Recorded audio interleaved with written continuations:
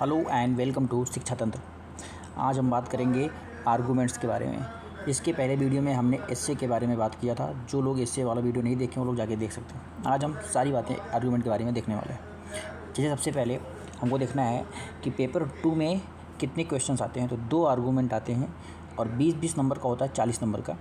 इसको हमको 30 मिनट के अंदर कवर करना चाहिए। सबसे पहले आर्गूमेंट क्या होता है।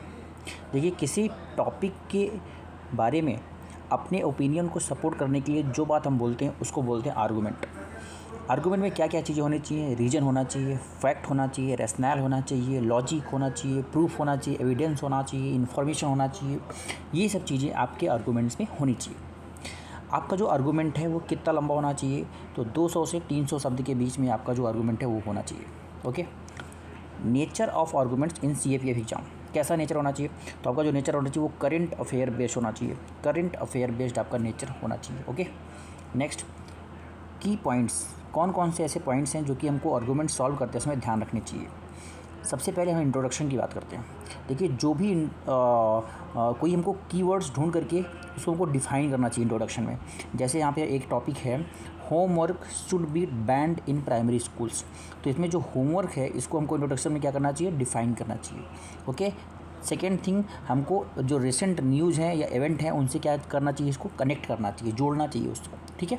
नेक्स्ट, ठीक है, नेक्स्ट में connect to the statement and set the stage for the actual arguments to follow. हमको फिर से कनेक्ट करके हमको एक सेट करना चाहिए स्टेज, ताकि हम उसको एक्चुअल आर्गूमेंट को फॉलो कर पाएँ। ओके। अब हम देखिए सैम्पल इंट्रोडक्शन की बात करते हैं। यहाँ पे सैम्पल इंट्रोडक्शन दिया हुआ है।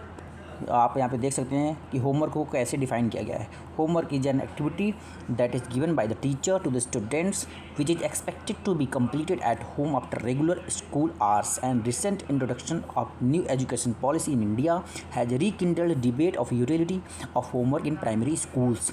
Let's discuss whether homework should be banned in primary schools और नॉट।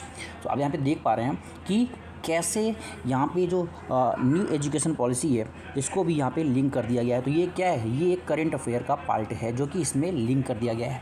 आई होप आपको समझ में आ रहा होगा कैसे हम इंट्रोडक्शन में जो रिसेंट चीज़ें होती हैं उसको भी हम जोड़ देते हैं। ओके। नेक्स्ट चलते हैं कि अब हम कंक्लूजन कैसे लिखते हैं आर्गूमेंट का। देखिए, जो कंक्लूजन होना चाहिए वो हमारा वर्डिक्ट बेस्ड होना चाहिए। वर्डिक्ट बेस्ड का मतलब है, अगर सुप्रीम कोर्ट या हाई कोर्ट ने कोई डिसीजन दिया हुआ है, कोई वर्डिक्ट दिया हुआ है, तो उसको हमको कंक्लूजन में लिख देना चाहिए। उसको लिख करके जो अपना आर्गूमेंट है उसको सपोर्ट करना चाहिए किसी वर्डिक्ट या डिसीजन से। सेकेंड है वे फॉरवर्ड, मतलब आप किसी चीज़ की समस्या का समाधान बता रहे हैं, सजेशन बता रहे हैं, विजन बता रहे हैं अपना। तो ये इस तरीके से 2 तरीके हैं अपना कंक्लूजन बताने का आर्गूमेंट में। ओके। नेक्स्ट हम बात करते हैं कि how to identify for and against.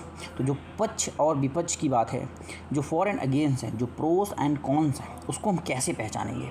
ठीक है। तो यहाँ पे हमको फॉर एंड अगेंस्ट लिख लेना है। जैसे मैंने यहाँ पे आपको दिखा रहा हूँ। देखिए यहाँ पे फॉर एंड अगेंस्ट।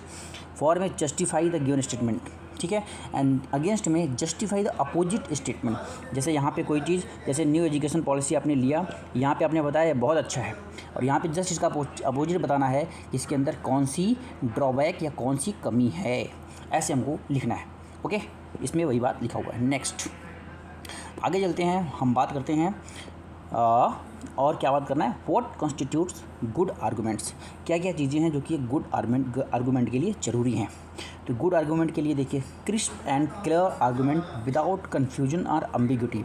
तो हमको पहली बात तो एकदम क्लियर होना चाहिए, किसी प्रकार का कोई कन्फ्यूजन नहीं रखना चाहिए अपने आर्गूमेंट में। ठीक है, कन्फ्यूजन नहीं रखना चाहिए, अवॉइड करना चाहिए। सेकेंड, स्ट्रक्चर हमारा अच्छा होना चाहिए, पॉइंट वाइज होना चाहिए। पॉइंट वाइज स्ट्रक्चर होना बहुत ज़रूरी है। Third, good presentation. तो प्रेजेंटेशन तो वेरी इंपॉर्टेंट है, बिना प्रेजेंटेशन के आप कहाँ कर पाएंगे। तो presentation is also very important. Presentation हमको अच्छा करना चाहिए। फोर्थ इज, हमारे पास अच्छे फैक्ट्स होने चाहिए, हमारे पास अच्छी एविडेंस होनी चाहिए, हमारे पास डेटा होना चाहिए, इन्फॉर्मेशन होनी चाहिए। तब हम अपनी जो ओपिनियन है उसको हम अच्छे तरीके से सपोर्ट कर पाएंगे। ओके। नेक्स्ट है हमको fulfilling complete demand of the question. So जो क्वेश्चन का डिमांड है उसको, उसके ऊपर हमको काम करना चाहिए, उसके ऊपर हमको अपने आर्गूमेंट्स बनाने या वो देने चाहिए। नेक्स्ट है हमारा कि देखिए यहाँ पे क्या क्या कैरेक्टरिस्टिक्स होते हैं एक अच्छे आर्गूमेंट्स के। तो देखिए जो लैंग्वेज के ऊपर है, लैंग्वेज की बात करूँ तो आपका कमांड होना चाहिए, ग्रामर पे कमांड होनी चाहिए, स्पेलिंग पे कमांड होनी चाहिए, और सेंटेंस कंस्ट्रक्शन पे भी आपका कैसे आप सेंटेंस को फ्रेम कर रहे हैं उस पर भी आपका कमांड होना चाहिए। ये सब एवरेज होगा तब भी चल जाएगा।